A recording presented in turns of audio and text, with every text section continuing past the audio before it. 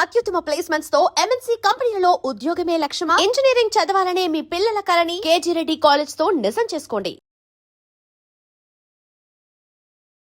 నమస్తే, welcome to I dreams social spotlight with కవిత.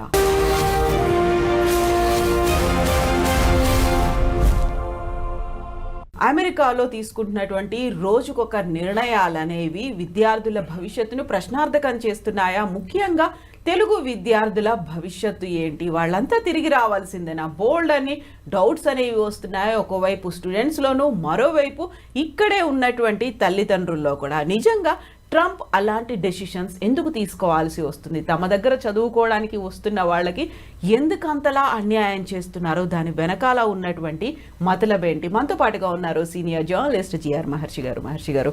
నమస్కారం అండి.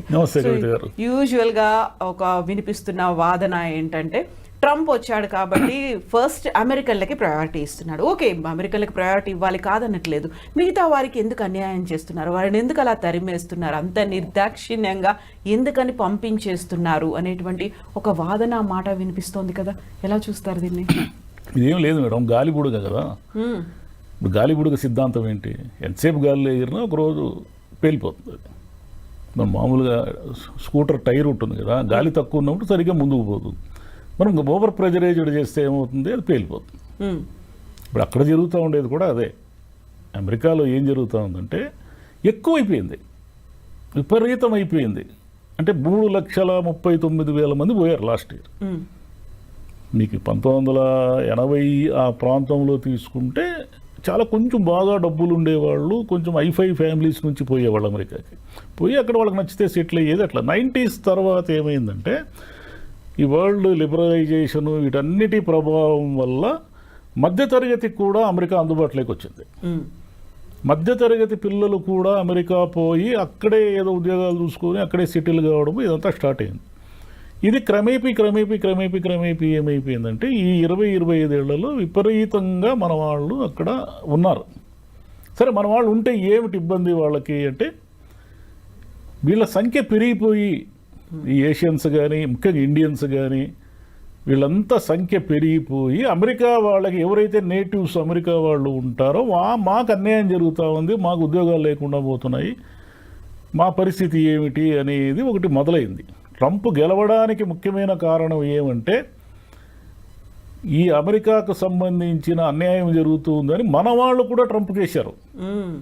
అక్కడ ఉన్నటువంటి ఇండియన్స్, ఓటు హక్కు ఉన్న వాళ్ళు కూడా ట్రంప్కే వేశారు ఈసారి. ఎందుకు వేశారు అంటే, ఈ ఇండియన్స్ సంఖ్య వీళ్ళందరూ తగ్గించేయాలి, వీళ్ళందరూ వెనక్కి పంపించేయాలి అనేది పాయింట్.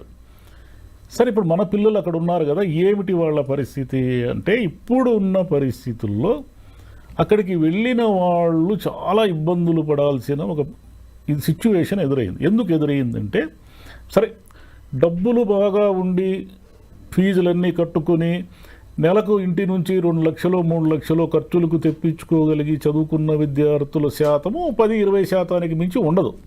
వాళ్ళు ఓకే, వాళ్ళకు వచ్చిన ఇబ్బంది ఏమీ లేదు, ఎందుకంటే వాళ్ళకేం పని చేయాల్సిన అవసరం లేదు.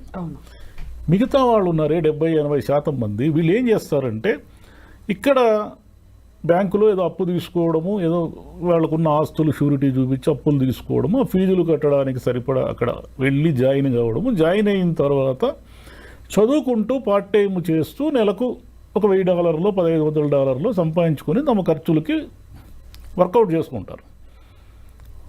ఆ సిచ్యువేషన్ నుంచి ఇప్పుడు ఏమైందంటే, అది యాక్చువల్గా నేరం. అది మనం వెళ్ళేదే రాంగ్ పద్ధతుల్లో వెళ్తున్నాం. అమెరికా వాళ్ళు మీకు ఏం చెప్పారు? వచ్చి చదువుకోండి, ఫీజులు కట్టి అన్నారు. కానీ మనం అలా వెళ్ళడం లేదు. వాళ్ళు ఏమడుగుతున్నారు? అయ్యా, మీకు చదువుకునే దానికి సరిపడా డబ్బులు ఉన్నాయా లేదా మీ అకౌంట్లో అంటే, మనం అకౌంట్లో డబ్బులు కూడా చూపిస్తున్నాం. సరే, పద్ధతులు ఏవైనా కావచ్చు, మనము అకౌంట్లు, దీనికంతా ఈ కన్సల్టెన్సీలు ఇవన్నీ కూడా హెల్ప్ చేస్తాయి. మనం అకౌంట్లో, అయ్యా మా దగ్గర 40 లక్షలు ఉంది, 50 లక్షలు ఉంది, మేము చదువుకోవడానికి వస్తున్నామని వెళ్ళాం. మనం సఫిషియంట్ అమౌంట్ అయితే ఉంది అని వెళ్ళాము. వెళ్ళిన తర్వాత అనివార్యంగా ఇంటి నుంచి 2 లక్షలు 3 లక్షలు తెప్పించుకునే పరిస్థితి లేదు కాబట్టి మనం అనివార్యంగా అక్కడ మన పిల్లలు పార్ట్ టైం జాబ్స్ చేస్తారు. సరే, ఈ పార్ట్ టైం జాబ్స్ నేరమని అమెరికా వాళ్ళకి తెలియదు అంటే తెలుసు. వాళ్ళు ఏం చేశారు? వాళ్ళకున్న వ్యాపారాలు, వాళ్ళకున్న అవసరాలు, ఇప్పుడు అనేక సూపర్ మార్కెట్లు, పెట్రోల్ బంకులు, లేదా చిన్న చిన్న సంస్థలు ఇవన్నీ ఉంటాయి కదా. ఇక్కడ బేబీ సిట్టర్లు, అన్ని బేబీ సిట్టర్లు, ప్రతిదీ వీళ్ళకి అమెరికా వాళ్ళని హైర్ చేసుకోవాలంటే వాళ్ళ రూల్స్ ప్రకారం ఎక్కువ డబ్బులు ఇవ్వాలి. అంటే మన పిల్లలు గంటకు $10 పని చేస్తే అమెరికా వాళ్ళకి $20 పైన ఇవ్వాలి. కాబట్టి ఇదంతా వాళ్ళకి కుదరదు. కాబట్టి ఇక్కడ ఉన్న చదువుకుంటున్న పిల్లల్ని అనేక మందిని వాళ్ళకు కూడా తెలుసు. ఇప్పుడు ఒక సూపర్ మార్కెట్ ఉంది, జాబ్ ఇచ్చాడు అనుకోండి మన తెలుగు పిల్లలకు, ఇంకా ఏదో ఒక విదేశీ విద్యార్థులకు జాబ్ ఇచ్చాడు అనుకోండి, మరి తెలియక కాదు అది క్రైమ్ అని తెలుసు. తెలిసి కూడా ఏమిటంటే వాడికి రోజుకి సగం డబ్బులు మిగులుతాయి. ఈ పిల్లవాడు ఏమిటంటే గట్టిగా బాగా పనిచేస్తాడు. ఎందుకంటే అక్కడ పోయి జీవించాలి కాబట్టి మన పిల్లలు చాలా డిసిప్లిన్గా పనిచేస్తారు. పని చేసి అక్కడ డబ్బులు తీసుకుంటారు. ఈ అమెరికాకు సంబంధించిన గవర్నమెంట్ అఫీషియల్స్ ఉంటారు కదా, దీనికి ఎవరో ఒకరు, వాళ్ళకు తెలియదు అంటే వాళ్ళకు తెలుసు. ఇంతకాలం వాళ్ళు ఏం చేశారంటే చూసి చూడనట్టు ఉన్నారు. ఇప్పుడు ట్రంప్ వచ్చి ఏం చేశాడంటే నువ్వు చదువుకోవడానికి వచ్చావు కాబట్టి చదువుకో అంటున్నాడు. ఇప్పుడు ఏం చేయాలా? అప్పులు చేసి వెళ్ళారు. అప్పులు చేసి వెళ్ళారు. ఇంటి నుంచి 2 లక్షలు 3 లక్షలు తెప్పించుకునే పరిస్థితి లేదు. వెనక్కి వస్తే ఈ అప్పులు కూడా తీర్చాలి. ముందుకు పోవడానికేమో వాడు ఎప్పుడైనా మనల్ని పట్టుకొని వెనక్కి పంపించేస్తాడు. ఉద్యోగాలు ఇచ్చేవాళ్ళు కూడా భయపడుతున్నారు. దీనికి తోడు చదువు అయిపోయిన తర్వాత అది ఓపీటీ ఉంటుంది కదా, ఆప్షనల్ ప్రాక్టికల్ ట్రైనింగ్ అని, అది కూడా క్యాన్సిల్ చేసేస్తాము అనే మూడ్లో. అది ఎందుకంటే స్కిల్స్ డెవలప్ చేసుకోవడానికి మీకు కొంత టైం ఇస్తారు. ఈ టైంలో మన పిల్లలు ఉద్యోగాలు ఎత్తుక్కోవడము, H1B కోసం ట్రై చేయడం, ఇలా ఏదో చేస్తూ ఉంటారు. ఇదంతా ఏమైపోయిందంటే అమెరికా వెంట మనం పరుగులు తీసి ఓవర్ క్రౌడెడ్ అయిపోయింది. ఈ ఓవర్ క్రౌడెడ్ వల్ల వెళ్ళిన వాళ్ళు ఇబ్బందులు పడుతున్నారు. వెళ్ళిన వాళ్ళు ఏమి ఇబ్బందులు పడుతున్నారు? అంటే పని చేస్తున్నప్పుడు ఇబ్బందులు పడ్డారు. మీకు రోజుకి 7 గంటలు 8 గంటలు పని చేసి మళ్ళీ కాలేజీకి వెళ్ళి చదువుకోవడం, ఇదంతా కూడా స్ట్రెయిన్ కదా. దానికి తోడు ఏం చేస్తున్నారంటే డబ్బులు ఎక్కువ వస్తాయని రిస్కీ ప్లేసుల్లో పనిచేస్తున్నారు. రిస్కీ ప్లేసులు అంటే ఒక డౌన్ టౌన్ ఏరియానో, లేదంటే ఒక డ్రగ్ ఎక్కువగా ఉన్నటువంటి ఏరియానో, గన్ కల్చర్ ఉన్న ఏరియానో ఉంటుందనుకోండి. అక్కడ ఆ సూపర్ మార్కెట్, పెట్రోల్ బంకులో ఏవో ఉంటాయి, అక్కడ పని చేయడానికి ఎక్కువ డబ్బులు ఇస్తారు. మామూలుగా ఇచ్చే డబ్బుల కంటే అక్కడ రిస్క్ ఉంది కాబట్టి ఎవరు రారు కదా, ఎక్కువ డబ్బులు ఇస్తారు. ఎక్కువ డబ్బులు ఇస్తే మన వాళ్ళు పోయి పని చేస్తున్నారు. అటు చనిపోయిన వాళ్ళు చాలామంది ఉన్నారు. ఈ గన్ కల్చర్లో చనిపోయిన పిల్లలు ఉన్నారు. వీళ్ళంతా ఏమైపోయిందంటే చదువు అయిపోయిన తర్వాత ఉద్యోగాలు కావాలి కదా, ఆల్రెడీ ఆడ సెటిల్ అయ్యి ఉద్యోగాలు చేస్తున్న వాళ్ళు ఉంటారు. ఏది మన ఇండియన్స్ కానీ తెలుగు వాళ్ళు కానీ ఎవరైనా కానీ, వీళ్ళు వాళ్ళకి పోటీగా వెళతారు. అంటే వాడికి ఒక $6,000 వస్తూ ఉందనుకోండి నెలకు. ఈ $6,000 వాడు చేసే పని వీడు 3,000కే చేస్తారంటారు. అక్కడ వాడికి ఉపాధి కూడా దెబ్బపడుతుంది. వాడి ఉపాధి పోతా ఉంది. వాడి ఉపాధి పోతే వాడికి ఇంకా డేంజరు. ఎందుకు డేంజర్ అంటారా? వీళ్ళు ఏం చేస్తారంటే ఉద్యోగం వచ్చిన వెంటనే ఒక ఇల్లు కొనుక్కుంటారు. ఎందుకు ఇల్లు కొనుక్కుంటారంటే అక్కడ వీళ్ళు కట్టే రెంటు, వీళ్ళు కట్టే EMI 2 ఈక్వల్గా ఉంటాయి. పెద్దగా వడ్డీ రేట్లు బీభత్సంగా ఏమి ఉండవు. దానికి తోడు మీరు కట్టే డౌన్ పేమెంట్ కూడా అబ్నార్మల్ ఏమి ఉండదు. మీరు కట్టుకోగలిగిన స్థాయిలో ఉంటుంది. అంటే ఒక $5,000 $10,000 ఎంతో మీరు కొనే ఇంటి స్థాయిని బట్టి ఉంటుంది. ఈ EMI ఎలాగో మనం రెంట్ ఎవడికోడికి పే చేయాలి కాబట్టి మన ఇంటినే మనం ఓన్ చేసుకుందామని వాళ్ళు కమిట్మెంట్స్ పెంచుకుంటారు. వాడికి ఒక $6,000 జీతం వస్తుంది అనుకోండి, వాడు కమిట్మెంట్స్ పెంచుకొని ఏం చేస్తాడంటే వాడికి వచ్చే దాంట్లో $3,000 EMIలు కట్టుకోవడానికి పెట్టుకుంటాడు. ఇప్పుడు వీడు పోటీకి వస్తే వాడు $3,000 వాడు పని చేయలేడు. $3,000 పని చేస్తే వాడు ఏం చేయగలుగుతాడు? అప్పులు కూడా తీర్చుకోలేడు. పోనీ ఆ ఇంటిని అమ్మేద్దామంటే అది కుదరదు. ఎందుకు కుదరదంటే ఆడ ఫస్ట్ హ్యాండిల్ ఇండ్లే అనేకం ఉంటాయి. ఈ సెకండ్ హ్యాండిల్ ఇంటిని ఎవడు కొంటాడు? ఎవడు కొనడు. కొన్నా మీకు మీరు పెట్టిన పెట్టుబడికి మొత్తం నష్టపోవాల్సి ఉంటుంది. కాబట్టి అంతా ఇరుక్కునేసినారు. అందరూ పోయి ఇరుక్కునేసినారు. అక్కడ స్థలం లేని చోట ఒక 1000 మంది బట్టి ఒక ఏదో ఉంటుంది కదా, ఒక ట్రైన్ బోగి ఉందనుకోండి, దానికి ఒక 100 కెపాసిటీ ఉంటే ఒక 600 మంది ఆ బోగీలు ఎక్కితే ఏమైపోతుంది? ఎవరికి గాలి ఆడదు. అట్లా బాగా అంత ముందు ఎప్పుడో 90sలో పోయి సెటిల్ అయిన వాళ్ళ పరిస్థితి వేరు. కానీ ఇప్పుడు గత 5-10 ఏళ్లలో పోయిన వాళ్ళంతా ఇబ్బందులు పడుతున్నారు. అంటే జాబ్స్ చేస్తున్న వాళ్ళు ఇబ్బందులు పడుతున్నారు, వెళ్ళిన పిల్లలు ఇబ్బందులు పడుతున్నారు. దీనికి తోడు ఈ డూప్లికేట్ కన్సల్టెన్సీలు ఉంటాయి. అది మన వాళ్ళు తెలుగు వాళ్ళే ఎక్కువ ఉంటారు దాంట్లో. వీళ్ళు ఏం చేస్తారంటే అంత మోసమే. వీళ్ళు ఉద్యోగాలు ఇప్పిస్తాననేది మోసమే, అంటే ఇప్పిస్తారు, ఇప్పించి వాడికి వచ్చే $1000 వీడు 500 కమిషన్లు తినేస్తాడు. ఈ అంటే వీళ్ళ నిస్సహాయతని ఆధారంగా చేసుకుని ఈ మోసాలు చేసే వాళ్ళ సంఖ్య కూడా పెరిగిపోయింది. దాంట్లో మన వాళ్ళే ఎక్కువ ఉన్నారు. మన వాళ్ళని ఆ మోసాల్లో పట్టుకుని ఇండియాకి పంపించేసిన వాళ్ళు కూడా ఇక్కడ చాలామంది పెద్ద మనుషులుగా చలామణి అయ్యే వాళ్ళంతా కూడా అమెరికా నుంచి బహిష్కరణకు గురైన వాళ్ళే కొంతమంది. కాబట్టి ఇదంతా ఏమంటే ఇప్పుడు నేర్చుకోవాల్సింది ఏమంటే మనం ఇండియాలోనే ఉండి ఏదో ఒక ఉద్యోగం చేసుకోవడం అనేది ఒక పద్ధతి. ఇంతకుముందు గల్ఫ్ని బుడగ పేలిపోయించండి, గల్ఫ్ వార్ వచ్చినప్పుడు అందరూ వెనక్కి వచ్చేసారు. అంటే అది ఒక స్కిల్, అది లేబర్ సంబంధించిన గల్ఫ్ ఎక్కువ పోయేవాళ్ళు. ఈ సాఫ్ట్వేర్ వాళ్ళకే అసలైన ఇబ్బందులు ఉండేది. నర్సింగ్ నుంచి వెళ్ళేవాళ్ళు, ఫార్మసీ నుంచి వెళ్ళేవాళ్ళు అక్కడ కూల్గానే ఉన్నారు. ఈ సమస్య అంతా ఇప్పుడు ట్రంప్ పెడుతున్న ఇబ్బందుల వల్ల ఏమవుతుందంటే అమెరికాలో ఉన్న ఆర్థిక వ్యవస్థ అంతా కూడా ముతలాకుతలం అవుతా ఉంది. ఇప్పుడు 125% టారిఫ్లు విధిస్తే చైనా మీద అతను వారు ప్రకటించాడు. చైనా వస్తువు లేకుండా మనం ఒక రోజైనా జీవించగలమా?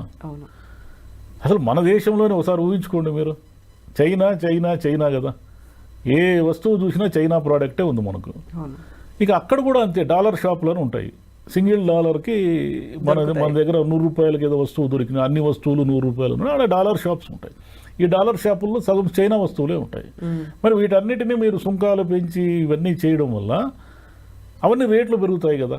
మీకు ఎగుమతులు మీకు ఎలాగైతే తగ్గిపోతాయో దిగుమతుల మీద వచ్చేవన్నీ కూడా రేట్లు పెరుగుతాయి. ఇవన్నీ రేట్లు పెరిగినప్పుడు వాళ్ళకి సహజంగానే అమెరికన్స్ ఏం చేయాలా, ఖర్చులు తగ్గించుకుంటారు. ఇప్పుడున్న ఆర్థిక వ్యవస్థలో అమెరికానే కాదు ఏ దేశమైనా సరే ప్రజలు తమ ఖర్చుల్ని తగ్గించుకుంటే మునిగిపోతుంది. ప్రజలు ఖర్చు పెడతా ఉండాలా, డబ్బు చలామణిలోనే ఉండాలి. మనకి ఎందుకు ఇన్ని ఈఎంఐలు అవి ఇవి డిస్కౌంట్లు అని ఇచ్చి అన్ని కొనిపించేది, మన దగ్గర రూపాయి ఉండకూడదు. మనం ఎప్పుడు అప్పుల్లోనే ఉండాలి, నెల నెల బిల్లులు కడుతూనే ఉండాలి. మనం ఇంత మునుపు మీరు గమనిస్తే 20-30 ఏళ్ల క్రితము పొదుపుకు సంబంధించిన అడ్వర్టైజ్మెంట్లు వచ్చేటివి. పొదుపు చేయండి, పొదుపు శ్రీ మహాలక్ష్మి ఏదేదో అనేవాళ్ళు కదా. ఇప్పుడు ఎవరు అనడం లేదు, గమనించండి మీరు. పొదుపు అనే అడ్వర్టైజ్మెంట్ పొరపాటున కూడా రాదు. డబ్బులు ఖర్చు పెట్టించే అడ్వర్టైజ్మెంట్లు 100 ఉంటాయి. అందులో ఆఫర్లతో పాటు ఆఫర్లు, కార్లు కొనండి, బట్టలు కొనండి, బంగారం కొనండి, ఇల్లు కొనండి, అవి కొనండి, ఇవి కొనండి. అంటే మీరు నిరంతరము ఈఎంఐలు కడుతూ బిల్లులలో అంటే అప్పుల్లో ఉంటేనే ఆర్థిక వ్యవస్థ నడుస్తూ ఉంటుంది. మనకంటే అమెరికా ఇంకా ఘోరం. అమెరికాలో ఏంటంటే నిరంతరం డబ్బు చలామణి జరుగుతూనే ఉంటేనే వాళ్ళ ఆర్థిక వ్యవస్థ నిలబడుతుంది. అంటే ఈ విషయాలన్నీ ట్రంప్కు తెలియవంటే తెలుసు. అతను ఏదో అమెరికాని మళ్ళీ గ్రేట్ చేయాలనేది నినాదం పెట్టుకున్నాడు కదా. ఆ నినాదం పిచ్చి పెట్టి అతనికి ఇవన్నీ చేస్తున్నాడు. ఇవన్నీ చేయడం వల్ల వచ్చేది ఏమిటంటే అమెరికా వాళ్ళు ఇబ్బందులు పడతారు, మన వాళ్ళు అంతకంటే దారుణంగా ఇబ్బందులు పడతారు. ఇప్పుడు మన విద్యార్థులందరినీ కూడా పంపించేస్తున్నారు చిన్న చిన్న కారణాలతో. అంటే మీరు పొరపాటున డ్రైవింగ్ తప్పు చేసి మీ మీద ఒక చలానా ఉన్న టికెట్ ఉన్నా కూడా మీరు శిక్షార్హులే, మీరు వెళ్ళిపోయిన ఇంటికి 15 రోజుల్లో అంటున్నారు. అంటే ఏదో కోర్టులు అవి ఇవి నడుస్తున్నాయి అనుకోండి, ఈ 3 ఏళ్ళు కష్టమే వాళ్ళకి. ట్రంప్ని వాళ్ళే ఏరుకోరి ఎందుకు తెచ్చుకున్నారు? ఆయన ఏదో మా అమెరికాని మార్చేస్తాడని తెచ్చుకున్నారు. ఇప్పుడు వీళ్ళందరూ లేకపోతే వాళ్ళ వ్యాపారాలు జరగవు. ఈ భారతీయ విద్యార్థులు కావచ్చు, చైనీస్ కావచ్చు, చాలామంది కొరియా వాళ్ళు, వీళ్ళంతా విపరీతంగా ఉన్నారు కదా అక్కడ. వీళ్ళందరూ లేకుండా $4,320 కోట్ల వచ్చింది అమెరికాకు ఆదాయం కేవలం విద్యార్థుల వల్ల, విద్యార్థులు ఫీజులు కట్టడం వల్ల. మరి ఇదంతా ఆదాయమే కదా. అసలు వీళ్ళంతా లేకపోతే ఆడున్న యూనివర్సిటీలు సగం మూసేస్తారు. ఎక్కడున్నాయి ఆడ? వీళ్ళు మన పిల్లలు, విదేశీ పిల్లలంతా చేర్చేనే కదా అమెరికాలో అన్ని యూనివర్సిటీలు నడుస్తున్నాయి. మరి వాళ్ళంతా ఏమైపోవాలా? కాబట్టి ఇదంతా ఒకరినొకరిని చుట్టుకునేసింది. అందరూ చక్రవ్యూహంలో ఇరుక్కున్నారు పోయి. ఈ ట్రంప్ మరి తగ్గినట్టే కనిపిస్తున్నాడు. తగ్గితే మంచిది. కానీ ఇంకే అమెరికా బుడగైతే పేలిపోయింది. ఇంక పల్లెల్లో కూర్చొని మావాడు అమెరికాలో ఉన్నాడు, మా అమ్మాయి అమెరికాలో ఉంది. ఇప్పుడు మీరు ఏ పల్లెటూరు కన్నా పోండి, ఒక 25 మంది పెద్దవాళ్ళు కనిపిస్తారు అమెరికా చూసి వచ్చిన వాళ్ళు. ఒకప్పుడు అమెరికా ఏ దిశలో ఉందో కూడా ఎవరికి తెలియదు. ఈరోజు మీరు ఏ పల్లెటూరులో అయినా అడగండి, ఆ పల్లెటూరులో 10 మంది అమ్మాయిలు అబ్బాయిలు అమెరికాలో ఉంటారు. ఆ ఊరిలో ఉన్న పెద్దవాళ్ళు, ముసలి వాళ్ళు కూడా అమెరికాని చూసి వచ్చిన వాళ్ళు అనేక మంది ఉంటారు. ఎందుకంటే ఇప్పుడు పిల్లలకి ఏదైనా పురుడు డెలివరీలు ఇవన్నీ అయినప్పుడు అక్కడ ఖర్చులు భరించలేరు కాబట్టి యాక్చువల్గా వీళ్ళు పోయేది అసిస్టెంట్లుగానే, హెల్త్ అసిస్టెంట్లుగానే పోయేది మనము. కానీ మనం ఏదో చెప్పుకుంటూ ఉంటాం అమెరికా పోయించినాం అని. కాబట్టి ఈ డాలర్స్ డ్రీమ్ అనేది బుడగా అయిపోయింది దాని పని. ఈ అయిపోయిందనే దాన్ని గుర్తించి ఇంక డబ్బులుంటే పోండి, మీరు ఉద్యోగం చేయండి, లేదంటే వెనక్కి వచ్చేయండి, ఏమైనా వీళ్ళు వెళ్తారు కదా. 3,30,000 మంది వెళ్ళారు కదా, వీళ్ళలో 20,000 మంది కూడా వెనక్కి రారు. 3,30,000, 3,15,000 మంది ఆడే ఉండాలనుకుంటారు. ఎక్కడున్నాడు స్పేస్, మీకు ఎక్కడుంది జాబ్స్, ఎక్కడున్నాయో లేదు కాబట్టి అది మీరు వెనక్కి రాలేరు. ఎందుకు రాలేరంటే ఇక్కడ ఉన్న కమిట్మెంట్స్ కోసం వెనక్కి రాలేరు. పైగా అక్కడ అలవాటు పడితే కూడా కష్టమే. ఎందుకంటే మీకు ఆ సివిక్ కమ్యూనిటీస్ కానీ, ఈ ట్రాఫిక్ కానీ, ఇదంతా ఒక సిస్టమ్ ఉంటుంది కదా, మనకు సిస్టమ్ ఉండదు ఇక్కడ. కాబట్టి ఆడ డ్రైవ్ చేసేవాడు ఈ డ్రైవ్ కూడా చేయలేడు, ఈ ట్రాఫిక్ని తట్టుకోలేడు వాడు. ఏదో న్యూయార్క్ లాంటి నగరాలు మినహాయిస్తే మిగతా ఊర్లు ఎక్కడా కూడా పెద్ద ట్రాఫిక్ ఇవన్నీ ఏమి ఉండవు కదా.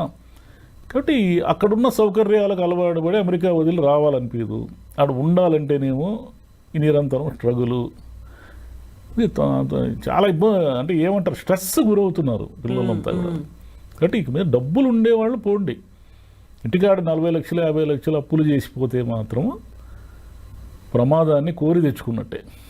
వీళ్ళు పోయి వాళ్ళకు కూడా ప్రమాదం తెస్తున్నారు. ఆల్రెడీ ఆడ ఉండి ఉద్యోగాలు చేస్తుంటారే వాళ్ళు కూడా ఇబ్బందులు పాలైపోతున్నారు. వీడు ఒకడే కదా, వీడు బతకాలి కాబట్టి వీడు ఏం చేస్తాడు, 6,000 రూపాయల డాలర్ల జీతాన్ని 3,000కే చేస్తాడు.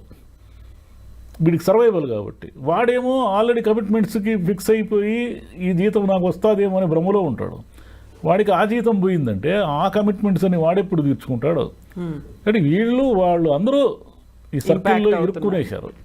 దీని ఇదోడు అదనంగా ట్రంప్ వచ్చాడు. ఆల్రెడీ బ్యాడ్ వెదర్ స్టార్ట్ అయింది. ట్రంప్ అదనంగా వచ్చి రిసెషన్, ఈ సుంకాలు, ఈ గోలంతా పెట్టి తెచ్చిపెట్టేశాడు. కాబట్టి ఇంకా అమెరికా అనేది డ్రీమ్ కాదు.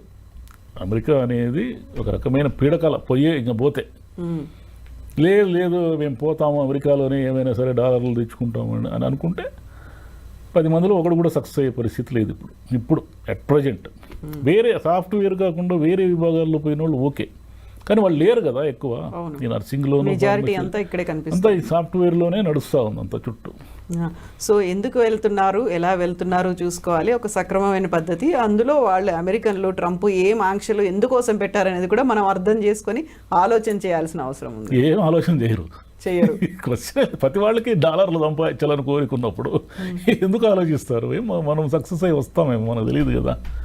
ఇదే ఉంటుంది. అంటే గవర్నమెంట్ విధించే, అంటే ప్రభుత్వాలు మారినప్పుడు ఇలాంటి ఉపద్రవాలు వస్తాయి. వీటికి తట్టుకొని నిలబడే వాళ్ళు ఉంటారు, నిలబడలేని వాళ్ళు వెనక్కి రావాల్సింది. వాళ్ళు బలవంతంగానే పంపిస్తారు, మనం సర్వైవ్ కాకుండా వెనక్కి వస్తాము. ఆ ట్రాన్సిషన్ పీరియడ్ని అర్థం చేసుకోగలిగితే బెటర్, లేకపోతే ఇంకా కష్టాలే. ఇక్కడ తల్లిదండ్రులకు కూడా కష్టాలే. అవును, పాపం వీళ్ళు ఏవో ఉన్న ఆస్తులు అవి ఇవి తాకట్టు పెట్టి పంపిస్తారు కదా.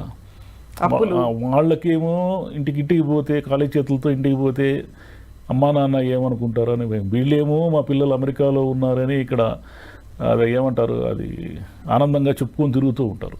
అమెరికా నుంచి వాడు ఖాళీ చేతులతో వచ్చాడంటే వీళ్ళు షాక్ అయిపోతారు. ఈ చిన్న ఎమోషనల్ సమస్యలన్నీ ఉన్నాయి దీంట్లో. ఎస్ మహర్షి గారు, thank you so much sir. Thank you.